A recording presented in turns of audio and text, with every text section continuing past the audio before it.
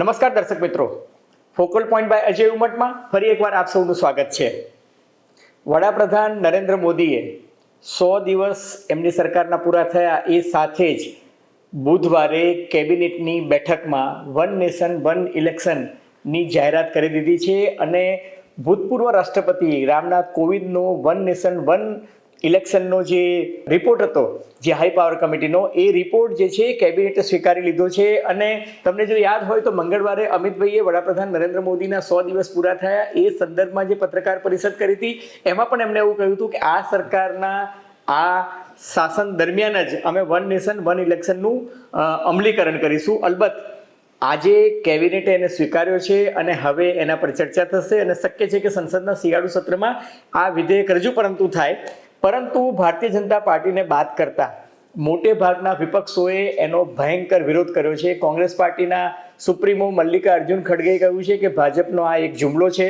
તો આમ આદમી પાર્ટી એવું કહે છે કે આ ચૂંટણી પંચ એમ કે 3 રાજ્યોની ચૂંટણી એક સાથે કરી શકતું નથી. હરિયાણાની ચૂંટણી અને મહારાષ્ટ્રની ચૂંટણી અલગ કરે છે, ઝારખંડની ચૂંટણી અલગ કરવાની વાતો કરે છે કે જે ચૂંટણી પંચ એમ કે 3 રાજ્યોની ચૂંટણી એક સાથે કરી શકતું નથી, લોકસભાની ચૂંટણી 7 તબક્કામાં કરે છે. અને ક્યાં કેટલી હાસ્યાસ્પદ વાત છે કે વન નેશન વન ઇલેક્શન એટલે કે લોકસભા અને રાજ્યોની વિધાનસભાની ચૂંટણીની વાત કરે છે. અને ઓવેસીએ તો એવું કહી દીધું છે કે આ લોકશાહી પર એક પ્રકારનો કુઠારાઘાત છે. તો તૃણમૂલ કોંગ્રેસે એવું કીધું છે કે આ તો એમ કે સરકારનો સ્ટન્ટ છે. અલબત્ત ખરેખર આમ જોવા જઈએ તો વન નેશન વન ઇલેક્શન જે છે એ જો સાચા અર્થમાં અમલીકરણ થાય તો એના ફાયદા શું અને સરકાર સામે એના પડકારો શું, આ તમામ મુદ્દે આજે આપણે ચર્ચા કરીશું ફોકલ પોઈન્ટ બાય અજય ઉમટમાં. પરંતુ એ પહેલા મારી આપ સૌને નમ્ર વિનંતી છે કે જો તમને ફોકલ પોઈન્ટ બાય અજય ઉમટનો આ એપિસોડ ગમે તો મહેરબાની કરીને લાઈક કરજો, શેર કરજો, સબસ્ક્રાઈબ કરજો અને નોટિફિકેશન તમને મળતું રહે એટલા માટે વિનામૂલ્યે પેલું બાજુનું રેડ બટન છે એ દબાવવાનું ભૂલતા નહીં. ધન્યવાદ.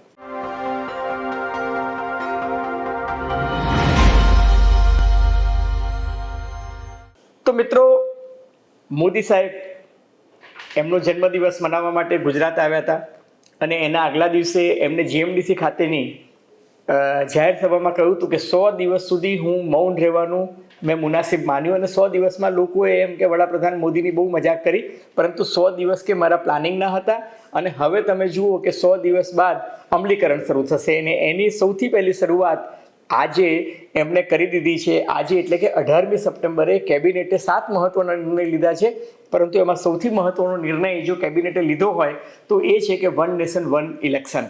હવે આ નિર્ણય જે છે જીએસટી જેટલો જ મહત્વનો છે અને એની કાનૂની પેચીદગી પણ એટલી બધી છે, એની આપણે વાતો કરીશું. પરંતુ વન નેશન વન ઇલેક્શન શા માટે જરૂરી છે અને વન નેશન વન ઇલેક્શન એટલે શું? તો તમે જુઓ કે 1952માં ભારતમાં ચૂંટણી પ્રક્રિયાની શરૂઆત થઈ. 1950માં ભારત દેશને પ્રજાસત્તાક ભારતનું એક સ્ટેટસ મળી ગયું હતું, પરંતુ ચૂંટણી પ્રક્રિયા જે છે 1952થી શરૂઆત થઈ હતી. એટલે પહેલી લોકસભાની ચૂંટણી 1952માં થઈ, એ સાથે જ રાજ્યોની વિધાનસભાની ચૂંટણીઓ પણ થઈ હતી. તો 1952માં, 1957માં, 1962માં અને 1967માં એટલે લગભગ માનો ને કે 20 વર્ષ સુધી એ પ્રક્રિયા બરાબર ચાલી કે રાજ્યોની ચૂંટણી અને કેન્દ્રની ચૂંટણી એટલે લોકસભા અને વિધાનસભાની ચૂંટણી સાથે ચાલતી ગઈ. પરંતુ ત્યારબાદ શું થયું કે રાજ્યોમાં તોડફોડ, તડજોડ, આયારામ ગયારામનું જે કલ્ચર શરૂ થયું અને એના કારણે પછી વિધાનસભાની ચૂંટણી અને લોકસભાની ચૂંટણી વચ્ચે અંતર આવવા માંડ્યું. હવે તમને જો યાદ હોય તો 1983માં ઇન્દિરા ગાંધી જ્યારે વડાપ્રધાન હતા ત્યારે ચૂંટણી પંચે તત્કાલીન વડાપ્રધાન ઇન્દિરા ગાંધીને ભલામણ કરી હતી કે કોઈ એક એવી સિસ્ટમ ગોઠવવી જોઈએ કે જેથી વન નેશન વન ઇલેક્શન થઈ શકે. અલબત્ત ઇન્દિરાજીએ એ વાતને ગણકાર્યું નહોતું, પરંતુ ચૂંટણી પંચે સૌથી પહેલાં 1983માં એની ભલામણ કરી હતી. 1999માં કાયદા પંચના 178માં રિપોર્ટમાં વન નેશન વન ઇલેક્શનની વાત જે છે એ બહુ ભારપૂર્વક કરવામાં આવી હતી અને એમાં કહેવામાં આવ્યું હતું કે એનાથી ચૂંટણીનું ખર્ચ ઘટશે, લો એન્ડ ઓર્ડરની સિચ્યુએશન જે છે, કાયદો વ્યવસ્થાની સ્થિતિ એ પણ એનાથી સુધરશે, પોલીસ જે છે એ દર વર્ષે 2 વર્ષે જે ચૂંટણીઓ થાય છે એમાં વ્યસ્ત રહે છે, કાયદો વ્યવસ્થાની સ્થિતિ એમાં કથળે છે અને સાથે સાથે સિક્યુરિટીના ફોર્સનું આવન જાવન પણ થતું રહે છે. એ સંદર્ભમાં એમણે ભલામણ કરી હતી કે વન નેશન વન ઇલેક્શન હોવું જોઈએ, એના માટે કોઈ એક જોગવાઈ વિચારવી જોઈએ. એવું પણ ત્યારે ઠરાવવામાં આવ્યું હતું કે અઢી વર્ષે ચૂંટણીનું કરી રાખવું જોઈએ, જેથી જે રાજ્યોની ચૂંટણી બાકી હોય એ 2.5 વર્ષના અરસામાં થઈ જાય અને લોકસભાની ચૂંટણી 5 વર્ષે થાય. 2015માં એક સંસદીય સમિતિની રચના થઈ હતી અને એ સંસદીય સમિતિએ પણ લગભગ 2 ફેઝમાં જ ચૂંટણીની ભલામણ કરી હતી. એ અવારનવાર ન થાય કારણ કે આચારસંહિતા અવારનવાર અમલમાં આવે છે, જેને આપણે મોડલ કોડ ઓફ કન્ડક્ટ કહીએ છીએ. અને ચૂંટણી પંચ જે છે એ દર વખતે ચૂંટણીમાં જ વ્યસ્ત રહે. 2010માં મને યાદ છે કે લાલકૃષ્ણ અડવાણીએ મનમોહન સિંહને કહ્યું હતું કે દર વર્ષે 2 વર્ષે આપણે મિની ઇલેક્શન આવે છે. એ પહેલાં અટલ બિહારી વાજપેયીએ સોનિયાજીને આ લો કમિશનનો 178મો રિપોર્ટ આવ્યો હતો ત્યારે વાજપેયીજીએ પણ સોનિયાજીને ભલામણ કરી હતી કે આપણે વન નેશન વન ઇલેક્શન વિશે કંઈક વિચારવું જોઈએ. અલબત્ત એ થયું નહીં, પરંતુ મોદી સરકારના આગમન બાદ જે હાઈ પાવર કમિટી બની, એ હાઈ પાવર કમિટી ભૂતપૂર્વ રાષ્ટ્રપતિ રામનાથ કોવિંદના વડપણ હેઠળ મળીને આ કમિટીએ સુપ્રીમ કોર્ટના 4 તો રિટાયર્ડ ચીફ જસ્ટિસ, એ સિવાય ઘણા બધા જજીસ, હાઈકોર્ટના જજીસ, એક્સપર્ટ્સ, બંધારણીય નિષ્ણાતો અને રાજકીય પક્ષો, એ બધા સાથે વાતચીત કરીને એક એવો મુસદ્દો રચ્યો અને એમાં એમને વન નેશન વન ઇલેક્શન જે છે એની ભલામણ કરીને એ રિપોર્ટ જે છે એ રાષ્ટ્રપતિને સબમિટ કર્યો હતો અને એ રિપોર્ટ આજે મોદી સરકારે એમની કેબિનેટે સ્વીકાર્યો છે.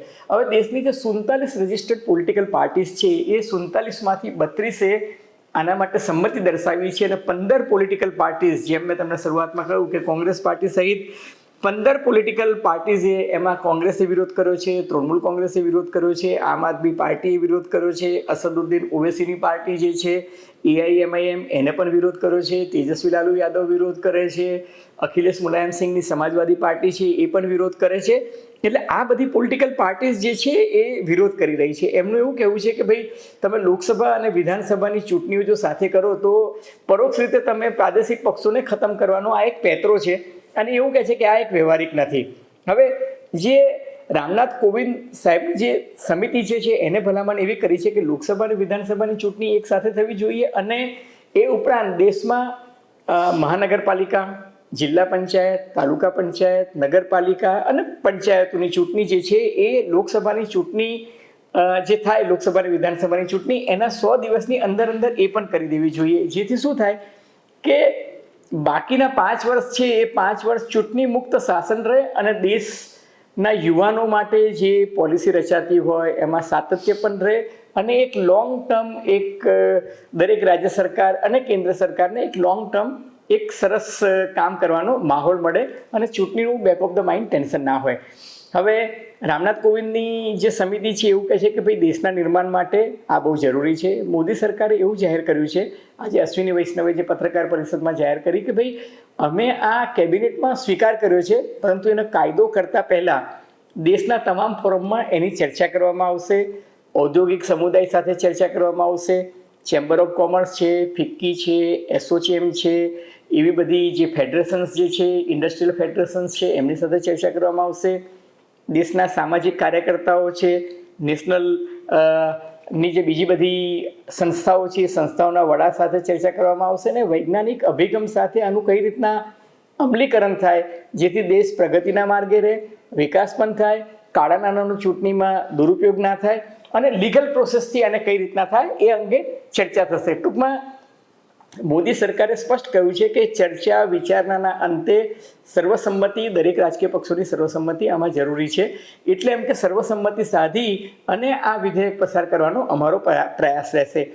હવે મેં તમને કહ્યું કે CPI, CPM, Mamata Banerjee, Congress party, સમાજવાદી પાર્ટી અને આ બધી જો પોલિટિકલ પાર્ટીઝ, આમ આદમી પાર્ટી સહિતની પાર્ટી વિરોધ કરતી હોય તો ભારતીય જનતા પાર્ટીના અત્યારના જે સાથી પક્ષો છે એમાં નીતિશ કુમારને કંઈ બહુ વાંધો દેખાતો નથી, કારણ કે નીતિશ કુમાર ભારતીય જનતા પાર્ટી સાથે જેને કહીએ છીએ ને કે ચોલી દામનના રિશ્તાની માફક જોડાઈ ચૂક્યા છે અને બિહારમાં તો ચૂંટણી આડે માત્ર હવે 8-10 મહિનાનો સવાલ છે. એટલે નીતિશ કુમારને આ યોજનામાં કંઈ બહુ વાંધો દેખાતો નથી.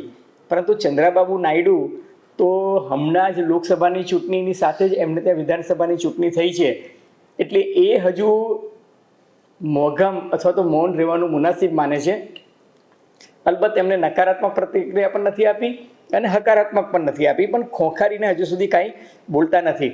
પણ બધા રાજકીય પક્ષોમાં ભારતીય જનતા પાર્ટીને બાદ કરતાં એવું થાય છે કે જો વન નેશન વન ઇલેક્શન આવશે તો ભાજપને ફાયદો થશે અને બીજા બધા પક્ષોને નુકસાન થશે. એનું કારણ એ છે કે 2015માં જે એક અભ્યાસ થયો હતો એ અભ્યાસમાં એવું આવ્યું હતું કે જો વન નેશન વન ઇલેક્શન થાય તો લોકસભા અને વિધાનસભા આ બંનેની ચૂંટણી સાથે થાય તો રાષ્ટ્રીય પક્ષ એને વધારે ફાયદો થાય છે. અને રાષ્ટ્રીય પક્ષ તરીકે જોવા જાઓ તો કોંગ્રેસ અને ભાજપ બે જ છે, પરંતુ કોંગ્રેસ કરતાં ભારતીય જનતા પાર્ટીને ફાયદો થવાની શક્યતા અથવા તો સંભાવના 77% વધારે છે એવું એ અભ્યાસમાં 2015માં આવ્યું હતું. અને એટલે તમામ રાજકીય પક્ષોને એવું લાગે છે કે પ્રાદેશિક પક્ષોનો ખો નીકળી જશે અને ભારતીય જનતા પાર્ટીને આમાં સૌથી મોટો ફાયદો થશે. અલબત્ત એવા કોઈ ઇમ્પિરિકલ ડેટા નથી, પણ આ એમના મનમાં એક દહેશત છે. હવે વન નેશન વન ઇલેક્શનથી ફાયદા શું થાય? તો ફાયદાની વાત જો કરવા જઈએ તો મેં તમને અગાઉ પણ કહ્યું કે 1952થી 1967 સુધી આ દેશમાં વન નેશન વન ઇલેક્શન હતું જ. પણ ત્યારબાદ 356ની કલમનો દુરુપયોગ કરીને રાજ્ય સરકારોને પાડી દેવાની જે તે વખતની કોંગ્રેસ સરકારની જે માનસિકતા હતા, જવાહરલાલ નહેરુના સમયમાં, ઇન્દિરાજીના સમયમાં તો એનો સૌથી વધારે 356મી કલમનો દુરુપયોગ થયો હતો, રાજીવ ગાંધીના સમયમાં પણ થયો હતો, અને ત્યારબાદ નરસિંહ રાવની સરકારમાં અને બીજી સરકારોમાં પણ એનો દુરુપયોગ થયો છે. પરંતુ એસઆર બોમ્માઈના જજમેન્ટ બાદ 356ના દુરુપયોગ પર બ્રેક વાગી છે. અને બીજું કે એસઆર બોમ્માઈના જજમેન્ટમાં એ બહુ સ્પષ્ટ આવી ગયું છે કે floor test is the final test. એટલે રાજ્યપાલની ભલામણ કે રાષ્ટ્રપતિ શાસન લગાડતા પહેલા કેન્દ્રની સરકાર જે રેન્ડમલી કોઈ પણ સરકારને ઉડાડી દીધી હતી એવું હવે થતું નથી. પરંતુ એક વસ્તુ સાફ છે કે ફાયદાની દ્રષ્ટિએ જોવા જવું તો કે રાજકીય અસ્થિરતાનો જે માહોલ હોય છે, જે રામનાથ કોવિંદની સમિતિએ કહ્યું છે કે ભાઈ રાજકીય અસ્થિરતાનો માહોલ દર વર્ષે 2 વર્ષે ચૂંટણીઓ આવતી હોય તો જિલ્લા પંચાયતની આવી, પછી મહાનગરપાલિકાઓની આવી ગઈ, પછી વિધાનસભાની આવી ગઈ, પછી લોકસભાની આવી ગઈ, તો એક રાજકીય અસ્થિરતાનો માહોલ હોય એનાથી દૂર થશે અને એક રાજકીય સ્થિરતા આવશે. બીજું જે છે એક પોલિસી પેરાલિસિસ એટલા માટે કે તમે કોઈ મહત્વની પોલિસી હોય એના વિશે ડિસિઝન નથી લઈ શકતા, કારણ કે ક્યારેક ચૂંટણી આચારસંહિતા આવી જાય, ક્યારેક તમને ભય હોય કે હવે આ નિર્ણય લઈશું તો લોકસભાની ચૂંટણી પર એની અસર થશે કે વિધાનસભાની ચૂંટણી પર એની અસર થઈ શકે. એટલે રાજકીય અંતરાય જે છે એ બહુ જ આવતા હોય છે. એટલે રાજકીય અંતરાય પણ વન નેશન વન ઇલેક્શનથી દૂર થશે. ત્રીજું કે દેશનો આર્થિક વિકાસ વધશે, ફુગાવો ઘટશે અને દેશમાં મૂડીરોકાણ વધુ આવશે એવું એક રિસર્ચ એટલે કે એક સંશોધન અભ્યાસમાં આવ્યું છે. બીજું કે સરકારી ખર્ચની ગુણવત્તા વધશે. હવે સરકારી ખર્ચની ગુણવત્તા વધશેનું મિનિંગ એ છે કે અત્યારે શું છે કે કર્ણાટકની ચૂંટણી હોય તો રેવડી વેચી દેવાની, મધ્યપ્રદેશની ચૂંટણી હોય તો લાડલી બહેના કહી દેવાનું, હરિયાણામાં ચૂંટણી આવે કે બીજા કોઈ રાજ્યમાં આવે તો કિસાનોના દેવા માફ કરવાની વાત કરવી. અરે ભાઈ, વચને શું કેમ દરિદ્રતા? એટલે તમે સત્તામાં નથી આવવાના અને તમે કહી દો કે મફત વીજળી આપી દઈશું, મફત પાણી આપી દઈશું, કિસાનોના દેવા માફ કરી દઈશું. પરંતુ સત્તાધારી પક્ષ હોય અથવા તો જે સત્તામાં આવતો હોય એને બહુ જવાબદારીપૂર્વક વર્તવું પડે છે. એટલે સરકારી ખર્ચ જે છે એની ગુણવત્તા સુધરશે અને રેવડીઓ વેચવાનું બંધ થશે. બીજું કે રામનાથ કોવિંદ સમિતિની ભલામણ એ છે કે કોઈ એક વર્ષ છે એને કટ ઓફ યર નક્કી કરો. દાખલા તરીકે 2029નું વર્ષ, કારણ કે 2024માં લોકસભાની ચૂંટણી થઈ. હવે 2029નું વર્ષ છે એને તમે કટ ઓફ વર્ષ નક્કી કરો તો 2029ની જે લોકસભાની ચૂંટણી થાય એ વખતે બાકીના બધા રાજ્યોની વિધાનસભાની ચૂંટણીઓના ગૃહો પણ ડિઝોલ્વ થઈ જાય અને એ સાથે જ લોકસભા અને વિધાનસભાની ચૂંટણીઓ સાથે થવી જોઈએ. આવું કોઈ એક સર્વસંમતિ બને તો જ. આજની તારીખે એવું નથી કીધું કે 2029માં જ આ કરવું, પણ કોઈ એક કટ ઓફ યર નક્કી કરો, 2029 કરો કે જે કોઈ નક્કી કરો ત્યારે, અને ત્યારબાદ તમામ વિધાનસભા લોકસભાની ચૂંટણી એક સાથે કરો. એટલે કોઈ એક વખત આ કરવું પડશે, ત્યારબાદ એ થતું રહેશે. અને જિલ્લા પંચાયત, તાલુકા પંચાયત, મહાનગરપાલિકા એના જ 100 દિવસની અંદર કરી નાખવાનો. આનાથી એક સૌથી મોટો ફાયદો જે રામનાથ કોવિંદની સમિતિ કહે છે એવું કહે છે કે ભાઈ ચૂંટણીનો ખર્ચ જે છે એ એનાથી ઘટશે. બીજું કે સિક્યુરિટી ફોર્સિસ અને પોલીસ ફોર્સિસ જે તમારે SRP ને CRPF જે સ્પેશિયલ લાવવી પડે છે ઇલેક્શનના વખતમાં, એ જે છે એની મૂવમેન્ટનો ખર્ચો ઘટી જશે અને આચારસંહિતા જે અવારનવાર લાગે છે એ ઘટી જશે. બીજું કે મતદાતાઓનું જે પ્રમાણ છે, મતદાનની ટકાવારી જે છે એ સુધરી જશે અને દેશમાં ચૂંટણીના પ્રક્રિયામાં એક સાતત્યતા જળવાશે. હવે પડકારોની વાત જે સૌથી મહત્વનું છે અને જે પ્રાદેશિક પક્ષો જે કેન્દ્ર સરકારની મજાક ઉડાવી રહ્યા છે એ એવું કહે છે કે તમે લોકસભાની ચૂંટણી 7 તબક્કામાં કરો છો અને લોકસભાની ચૂંટણી તમે 7 તબક્કામાં કરો છો અને 7 તબક્કામાં કરવા પાછળનું બહાનું એ આપો છો કે અમારે જમ્મુ કાશ્મીરથી માંડીને અરુણાચલ પ્રદેશ અને કાશ્મીરથી લઈને કેરળ સુધી એમ કે સિક્યુરિટી ફોર્સિસની મૂવમેન્ટ કરવી પડે છે. તો તમે લોકસભાની ચૂંટણી 7 તબક્કામાં કરી રહ્યા છો તો વિધાનસભાની ચૂંટણી અને લોકસભાની ચૂંટણી સાથે કરવાની આવશે તો તમે કેટલા તબક્કામાં કરશો? બીજું કે લોકસભામાં અને વિધાનસભાની ચૂંટણી સાથે કરવાની વાત જે છે એ આદર્શ વાત છે, પરંતુ પ્રેક્ટિકલ નથી. અને સરળ પણ નથી. દાખલા તરીકે તમે કહો છો કે ચૂંટણી ખર્ચ જે છે એ ઘટશે, પરંતુ કેપિટલ એક્સપેન્ડિચર, જેને આપણે કહીએ છીએ ને ઓપરેશનલ એક્સપેન્ડિચર અને કેપિટલ એક્સપેન્ડિચર, તો કેપિટલ એક્સપેન્ડિચર જે છે એ વન ટાઈમ વધી જશે, કારણ કે એક અંદાજ પ્રમાણે દેશના 140 કે 145 કરોડ, અત્યારે તો આપણે અંદાજ જ મૂકી શકીએ કારણ કે આ દેશમાં વસ્તી ગણતરી થઈ નથી, પણ ગઈ લોકસભાની ચૂંટણી વખતે એવો અંદાજ હતો, એ પ્રમાણે માની લો કે આપણા જે ડેમોગ્રાફિક પ્રોફાઇલ છે એ જોતા 2029નું સાલ લઈએ તો લગભગ 100 કરોડ જેટલા મતદારો થઈ જશે. તો કમસે કમ તમારે 25 લાખ તો ઈવીએમ નવા ખરીદવા પડશે અને 25 લાખ તમારે વીવીપેટ, જે વોટર વેરિફિકેશન ઓડિટ ટ્રેલ માટેના જે મશીન્સ છે એ ખરીદવા પડે. એટલે 25 લાખ ઈવીએમનો ખર્ચો, 25 લાખ વીવીપેટનો ખર્ચો, અને બીજું કે ચૂંટણીના તબક્કા જે છે એ વધશે. હવે વન નેશન વન ઇલેક્શન કરો તમે, તો તમારે પછી વન વોટર લિસ્ટ પણ કરવી પડશે અને વન વોટર આઈ કાર્ડ પણ કરવું પડશે. અત્યારે મતદાર યાદીમાં ઘણા બધા ધાંધિયા થાય છે અને ધાંધલ પણ થાય છે, એટલે મતદાર યાદી જે છે એ પણ તમારે સુધારવી પડશે. બીજું સૌથી મહત્વની વાત જે છે કે વન નેશન વન ઇલેક્શન કહેવું સરળ છે, પણ તમારે જે બંધારણીય સુધારા કરવા પડે એ બંધારણીય સુધારા ઘણા બધા કરવા પડશે. ટોટલ 18 જેટલા કાયદા, કાનૂન અને કલમ જે છે એ તમારે સુધારવા પડશે. પીપલ્સ રિપ્રેઝન્ટેશન એક્ટ જે છે એ સુધારવો પડશે. હવે બંધારણની કલમ દાખલા તરીકે 83(2) અને 172(1) જે છે એ બતાવે છે કે તમારે એમાં સુધારો કરવો પડે કે દર 5 વર્ષે એમ કે ચૂંટણી યોજાવી જોઈએ. હવે તમે કોઈ પણ એક વિધાનસભાની કે લોકસભાની ચૂંટણીની મર્યાદા, જે ટાઈમ ફ્રેમ છે એ ઘટાડતા હો તો તમારે બંધારણીય સુધારો કરવો જ પડશે. અને બંધારણની કલમ 368 એવું કહે છે કે તમે કોઈ પણ કોન્સ્ટિટ્યુશનલ અમેન્ડમેન્ટ લઈને આવો, બંધારણીય સુધારો, તો લોકસભા અને રાજ્યસભામાં 2/3 બહુમતીથી એ પસાર કરવું પડે. એટલું જ નહીં, 50% રાજ્યોની વિધાનસભામાંથી એનું રેટિફિકેશન પણ કરવું પડે. એટલે ટૂંકમાં આ જે આખી પ્રક્રિયા જે છે ને, એ પ્રક્રિયા બહુ જ જટિલ છે. અને બીજું કે આ પ્રક્રિયા તો જટિલ છે જ, બીજું કે માની લો કે કેન્દ્રની સરકાર કોઈક તબક્કે ઉડી જાય. મોદી સરકાર જે છે એ, હું તમને કહું કે 1984માં રાજીવ ગાંધીની સરકાર જે છે એને સ્પષ્ટ બહુમતી મળી હતી, બલકે એ તો બહુ 400ની ઉપર બેઠકો મળી હતી એમને લોકસભામાં 542માંથી.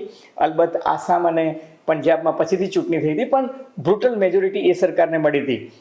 એના 30 વર્ષ પછી 2014માં નરેન્દ્ર મોદીની સરકારને સ્પષ્ટ બહુમતી મળી, બલકે 2/3 બહુમતી મળી. પણ એ વચ્ચેની જે સરકારો આવી, બરાબર છે, વાજપેયીની પહેલી સરકાર 13 દિવસમાં તૂટી ગઈ, બીજી સરકાર 13 મહિનામાં તૂટી ગઈ, અને ત્રીજી સરકાર જે છે 4.5 વર્ષ પછી ઇન્ડિયા સાઇનિંગ થઈ ગયું. પણ તમે જુઓ કે 1984થી કે 2014 સુધીમાં ઘણી બધી સરકારો જે છે અલ્પજીવી હતી, જેને આપણે મજાકમાં લીંબુ ઉછાળ સરકાર પણ કહીએ છીએ. ઇવન ઇન્દિરાજીની કટોકટી બાદ મોરારજીની સરકાર આવી, એને પોતાની ટર્મ પૂરી નહોતી કરી શક્યા. ચૌધરી ચરણસિંહની સરકારની ટર્મ પૂરી નથી થઈ, ચંદ્રશેખરની સરકારની ટર્મ પૂરી નથી થઈ. કોઈ 6 મહિના, કોઈ 9 મહિના, કોઈ 12 મહિના. એ જ રીતના વિશ્વનાથ પ્રતાપસિંહની સરકાર તમે જુઓ, કે I.K. ગુજરાલની જુઓ, કે દેવે ગૌડાની સરકાર જુઓ, તો આ બધી સરકારો જે છે જે અલ્પજીવી રહી કે લીંબુ ઉછાળ સરકારો રહી. તો ભવિષ્યમાં મોદી સાહેબની સરકાર પછીની સ્થિતિ કે બીજી કોઈ ભવિષ્યમાં સરકાર, કેમ કે બંધારણીય સુધારો કોઈ એવું નથી કે એક વખત તમે ચૂંટણીમાં સુધારો કરો. આ તો લોંગ ટર્મ જે છે ને, હવે આઝાદીનો અત્યારે અમૃતકાળ ચાલે છે, 75 વર્ષે આપણે વન નેશન વન ઇલેક્શનની વાત પર ફરી પાછા આવ્યા છે. એટલે બંધારણીય સુધારો કરો એ લોંગ ટર્મ હોવો જોઈએ. તો માની લો કે કોઈ એક સરકાર કેન્દ્રમાં તૂટી, તો શું બધા રાજ્યોની વિધાનસભાઓ છે એ ડોમિનોઝ ઇફેક્ટની માફક આપણે તોડી પાડીશું? આ એક બંધારણીય પ્રશ્ન જે છે એ બહુ મહત્વની વાત છે. બીજું કે દાખલા તરીકે મહારાષ્ટ્રમાં તમે શિવસેના તોડી નાખી, એનસીપી તોડી નાખી અને ભાગલા પાડીને તમે સરકાર રચી, તો સરકાર તો બદલાઈ ગઈ, તો પછી શું ત્યારે વિધાનસભાનું વિસર્જન કરશો? ઘણી વખત એવું છે કે સરકાર વિશ્વાસનો મત અર્જિત ના કરી શકી. ઘણી જગ્યાએ સરકારો તૂટી છે, હરિયાણામાં અને હિમાચલ પ્રદેશમાં અને આંધ્રમાં અને ઘણા બધા રાજ્યોમાં. તો સરકાર અધવચ્ચે તૂટી જાય અથવા તો વિશ્વાસનો મત ગુમાવી દે, તો એ સંજોગોમાં શું કરવાનું? રાષ્ટ્રપતિ શાસન લાવવાનું? એટલે પ્રશ્નો અનેક છે, પણ આવા પ્રશ્નો તો જીએસટી વખતે પણ થયા હતા. તમને જો યાદ હોય તો જીએસટી જ્યારે લાગુ કરવાની વાત થઈ હતી ત્યારે મનમોહન સિંહની સરકાર હતી ને પી ચિદમ્બરમ જે છે એ ફાઇનાન્સ મિનિસ્ટર હતા, છતાં એ લોકો લાગુ નહોતા કરી શક્યા. અને અરુણ જેટલી જ્યારે મોદી સરકારમાં ફાઇનાન્સ મિનિસ્ટર હતા ત્યારે સમજાવી મનાવીને એ લોકોએ જીએસટીને પાસ પણ કરી દીધું. અલબત્ત ભાજપ એક વાર જીએસટીનો વિરોધ કરતું હતું અને પછી ભાજપે જીએસટી માટે જરા કોલર સરખો કરીને ક્રેડિટ પણ લીધી. એટલે જીએસટી જેમ ઇઝ ઓફ ડુઈંગ બિઝનેસ માટે લાવ્યા, એમ ઇઝ ઓફ ડુઈંગ એડમિનિસ્ટ્રેશન માટે વન નેશન વન ઇલેક્શન આવી શકે, આ એક આદર્શ વસ્તુ છે. પરંતુ અમલીકરણ અને સરળીકરણ એટલે વહીવટમાં અમલ લાવવામાં એમાં મને એવું લાગે છે કે નવનીજા પડે એમ છે. કારણ કે સર્વસંમતિ સિવાય આ ગાડું પાટે ચડે નહીં. અને જે 47માંથી 32 પાર્ટી સંમત થઈ છે, પણ જે 15 પાર્ટી સંમત નથી થઈ એમને તો એવું લાગે છે કે ભાજપ આપણને ગળી જવા માટે આ પ્લાન બનાવે છે. કારણ કે પ્રાદેશિક પક્ષો જે છે એ રાષ્ટ્રીય પક્ષની જીત ન ઝીલી શકે, એ ક્લિયર કટ એવું એ લોકોને લાગે છે. એટલા માટે જોઈએ આગે આગે દેખો હોતા હે ક્યાં. મિત્રો, તમને જો નવગુજરાત સમય અને અમદાવાદ મિરરના સથવારે ફોકલ પોઈન્ટ બાય અજય ઉમટનો આ એપિસોડ ગમ્યો હોય તો મહેરબાની કરીને લાઇક કરજો, શેર કરજો, સબસ્ક્રાઈબ કરજો. અને હા, તમને અવારનવાર નોટિફિકેશન નવા વિડીયોઝના મળતા રહે એના માટે સબસ્ક્રિપ્શનનું બટન જે છે વિનામૂલ્યે દબાવવાનું ભૂલતા નહીં. અને હા, તમારી ટીકા ટિપ્પણી કોમેન્ટ્સ અમને ખૂબ જ ગમશે. ધન્યવાદ, ખૂબ ખૂબ આભાર.